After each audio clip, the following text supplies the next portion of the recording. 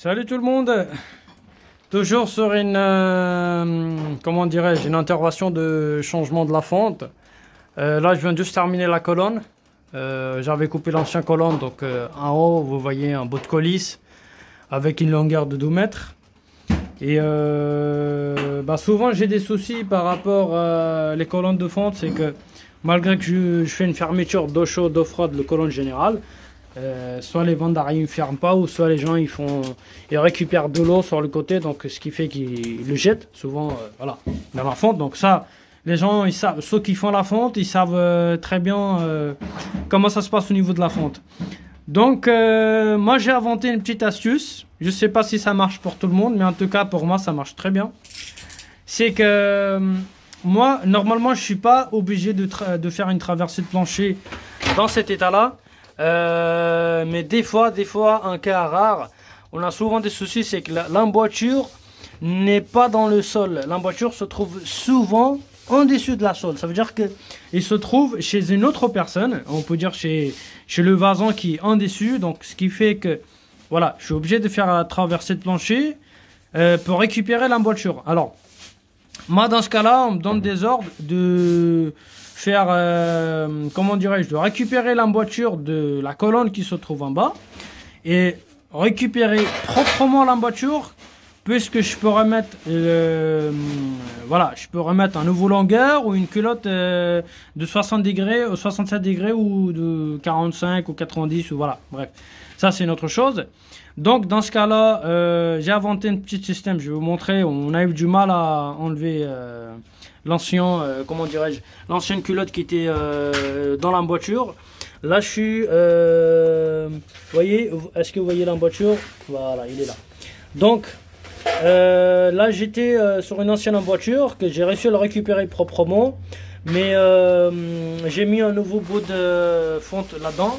Alors, ce que j'ai souvent le problème, c'est que je mets, comme c'est une fonte de colonne de 100, moi je mets comment dirais-je, j'utilise une mèche de 6 dans les emboîtures pour enlever l'ancien ciment. Sachez qu'une chose, c'est que le ciment rapide sur la fonte, l'ancien et nouveau, ce n'est pas pareil. L'ancien ciment rapide, il durait vraiment comme du béton. Et les nouveaux ciments rapides qu'on achète, Brico Dépôt, CDO ou Point P ou tout ce qu'on vous, voilà, chez le fournisseur, ça marche pas bien comme il faut, parce que la génération ça change. Donc maintenant les gens qui posent des trucs, c'est des trucs qu'on peut dire voilà vite fait pour dépanner, mais 2-3 coups de mancette, le ciment il est plus là. Bref, c'était pas le sujet. Le sujet c'est que souvent quand on essaie de récupérer l'emboîture de l'ancien colonne, c'est que l'emboîture ça pète. Et quand l'emboîture ça pète, on est obligé de changer la colonne entière ou la colonne d'en bas. Donc dans ce cas-là, moi j'ai inventé un petit système, c'est que je prends une culotte et je mets un bout de polyone de 10 cm le long et je mets avec le scotch.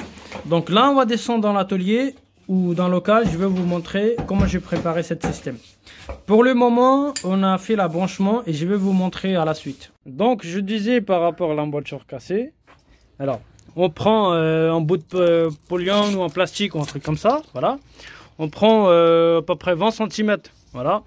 5 cm, on va le mettre sur l'emboîture. On le ferme comme ça. Voilà. On va mettre un bout de scotch.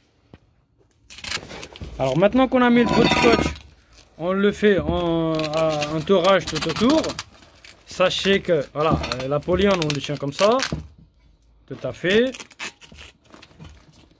Après on va venir faire des tours ici, tout autour, jusqu'à la fin d'emboîture. Je vais vous expliquer. Par exemple là je vais la mettre à l'intérieur. On va faire tout autour de l'embrayage, j'allais dire embrayage, tout autour de l'emboîture. Voilà. Une fois que c'est fait, alors une fois que c'est fait, donc maintenant on enlève le scotch. Notre Y ou le T ou tout ce que vous voulez de 45 degrés il est prêt. Alors l'emboîture qu'on a cassée, maintenant je vais vous expliquer pourquoi j'ai fait ça. Par exemple là j'ai un écartement de l'emboîture jusqu'à là, c'est 20 cm. Donc ça veut dire que si je mets mon Y à l'intérieur comme ça. Je plie le scotch avec le polyone à l'intérieur. Je le mets à l'intérieur de l'emboîture, d'accord. Alors quand je le mets à l'intérieur de l'emboîture, une fois qu'il est emboîté, après je vais mettre ma main à l'intérieur de Y pour sortir le polyone. Comme ça, quand il y a de l'eau qui va passer, elle va passer sur le bordure du polyone pour éviter qu'elle soit sortie par l'emboîture qui est cassée. Donc ça, c'est une petite astuce que moi j'ai inventée, mais croyez-moi, ça marche très bien. Alors il y a une chose qu'il faut faire attention, c'est que bien scotcher, parce que c'est une colonne, hein. Si il dépasse avec l'eau, il dépasse de l'équation avec la pression, ça risque de péter le scotch et comment dirais-je, le polyone, il peut partir avec dans la colonne, donc ça peut créer des dégâts. Moi, j'ai fait de mon côté le mieux et ça, je trouve ça système qui est très bien. Pour moi, ça marche très bien. Et ça, c'est un cas rare, hein, quand l'emboîture il casse, on peut faire ce truc-là sans démonter la deuxième colonne. Par exemple, on est en train d'intervenir sur une colonne sur laquelle, comme je vous expliquais tout à l'heure, qu'on va récupérer l'emboîture. On peut récupérer l'emboîture, mais s'il arrive des petites fissures, un truc comme ça, par exemple, au niveau de l'emboîture, la fissure, elle sera là, et l'eau, elle va tomber là. Ça veut dire que l'eau, elle va tomber 20 cm de long par rapport à l'emboîture. Donc, une fois qu'il est bien scotché, il faut juste faire bien comme il faut le joint ciment. Ciment prompt, ciment rapide, donc voilà, ça marche très bien. Voilà les amis, c'était la fin du vidéo.